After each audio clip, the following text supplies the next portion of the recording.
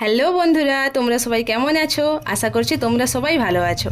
আজ আমি এসেছি তোমাদের সাথে একটা শর্ট ভিডিও শেয়ার করতে। আজকে ভাবলাম রাতে আর রান্না করব না, যা গরম পড়েছে আর রান্নাঘরে যেতে ইচ্ছেই করছে না। তাই বরকে বললাম, যাও আজ বাইরে থেকে কিছু খাবার নিয়ে আসো।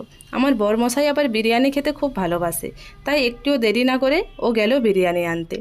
আমাদের রুমের সামনে একটা হাজি বিরিয়ানির দোকান আছে, খুব ভালো বানায় কিন্তু।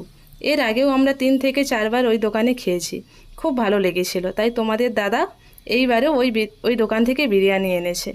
রুমে আসা মাত্র দুজনে রান্নাঘরে চলে গেলাম, দুটো থালি নিয়ে বসে পড়লাম বিরিয়ানি খেতে। আর এই যে দেখছো, আমি একটা আবার চামচ নিয়ে বসে পড়লাম।